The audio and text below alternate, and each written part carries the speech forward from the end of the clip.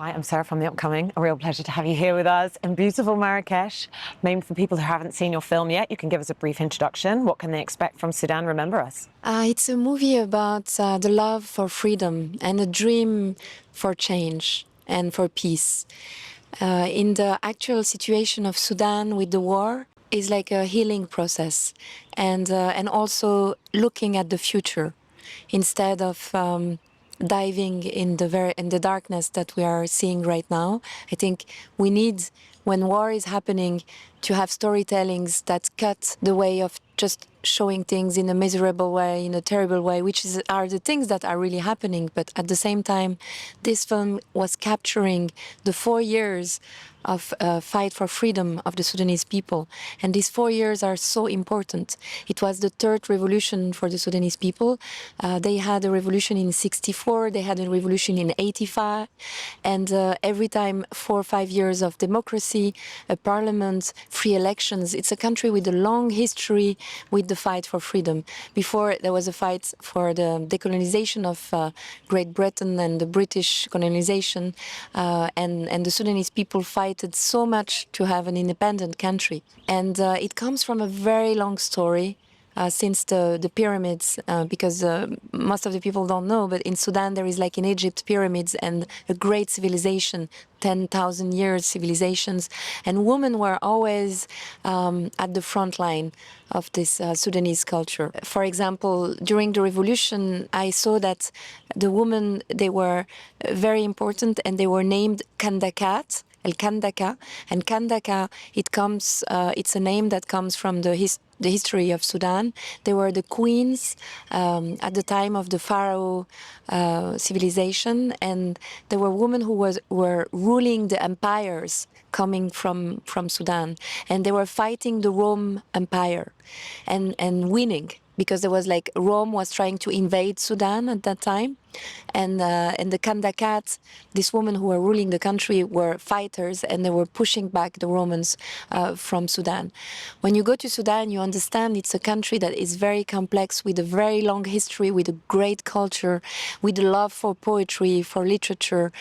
People are very educated. They love to read. Books are everywhere, and poetry is everywhere, art, and you start to get surprised. You're like, but this is so far from the image that you can have in the press, in the normal media, and so this film is really trying to show Sudan from the inside, and maybe because it's a history of friendship.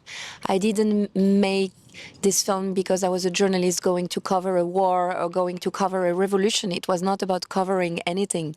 It was about the previous film I did, where I made a portrait of a young Sudanese refugee arriving in Paris.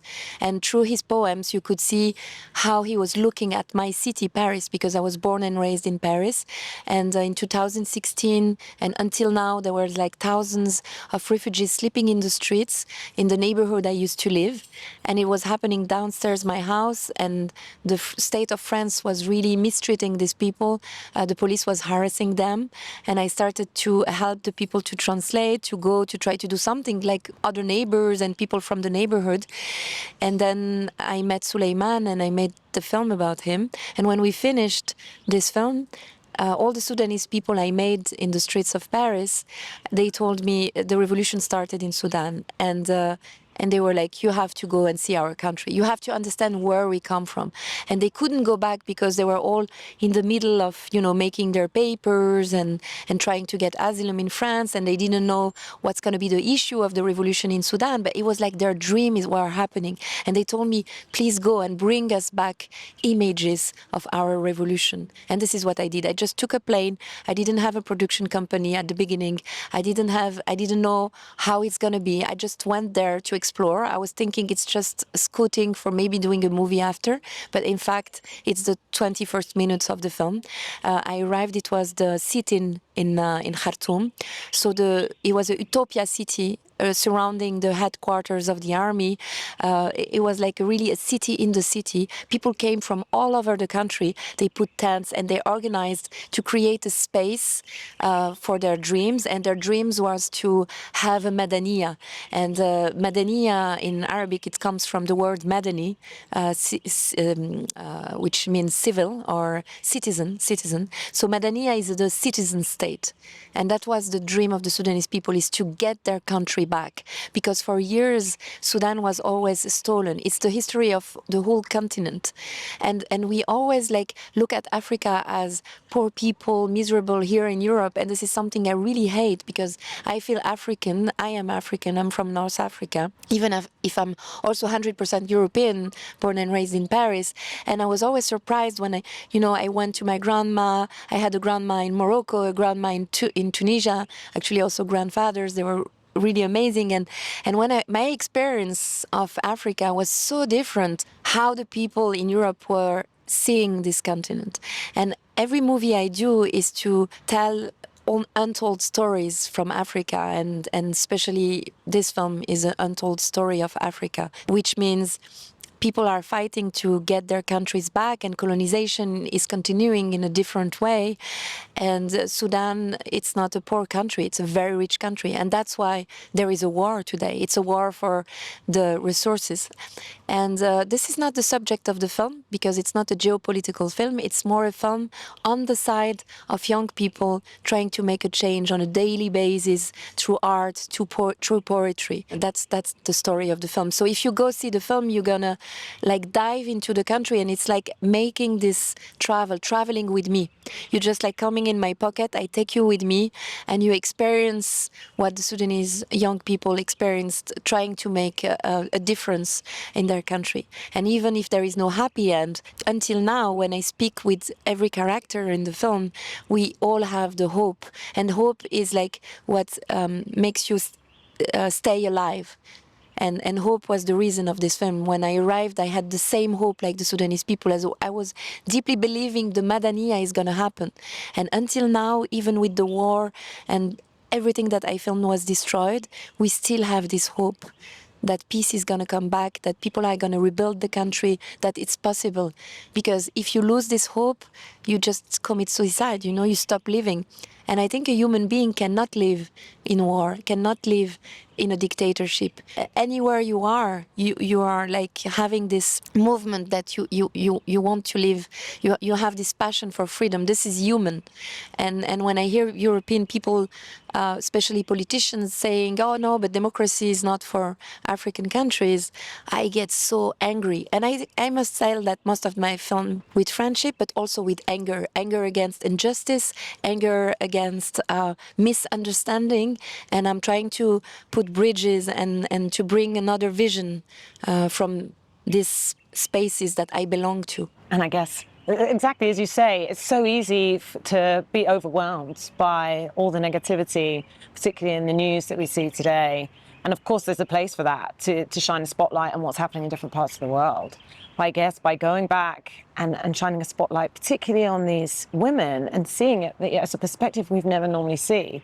And I guess where people maybe can feel apathy, it's letting people know, well, actually, no, there is a place, not just for individual action, but for collective action. And it can mean something, like you say, even if there's not always a happy ending. So what was it? How were you personally inspired by these women? And what do you hope people will feel when they watch their stories? It's exactly that. Like, it's true. Like, the film is gonna make you feel so close to this Sudanese woman and to this Sudanese man also, because in my film there is also men that are feminists, that are respecting women. And this is what's stunned me when I was in Sudan, the huge respect of young men for young women in places where sexual harassment, rape can be like something happening a lot. That is a kind of culture. And this new generation is trying to make a change for that. I think this film is universal. It's not only about Sudan, it's about our future. And that's why it can touch your heart, because we live in democracies in Europe, but these democracies are not granted. united, and it's a daily fight, as you can see with what is happening politically in Europe. And when you see Sudan remember us, you discover that you can fight with words, and you discover that poetry can be so powerful. Poetry is not just like a book that stay in your room.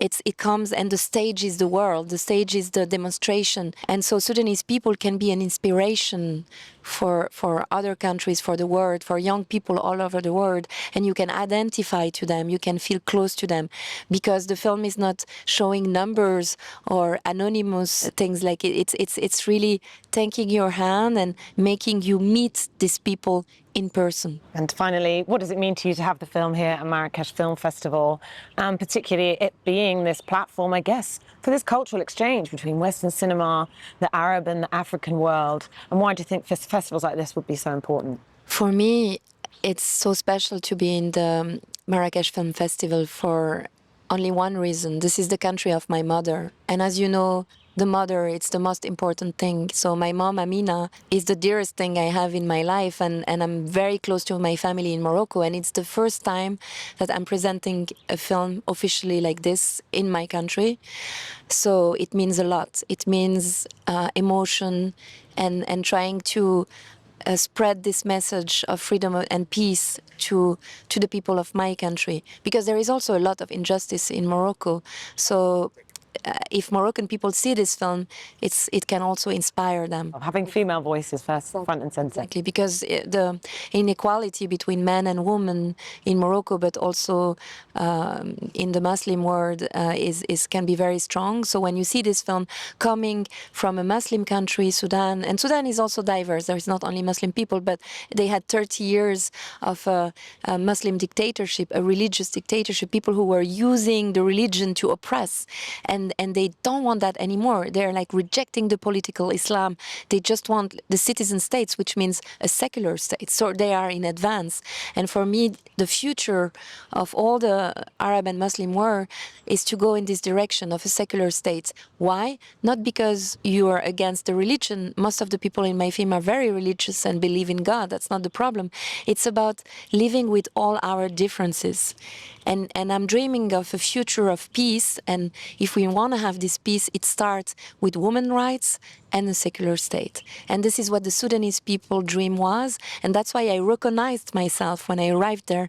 The message of the Sudanese people, I recognized myself in this message. And I felt this is the future of our countries. And Sudanese people are understanding something for all of us. And we should really, really keep it preciously. Keep it in mind. And this film is about memory.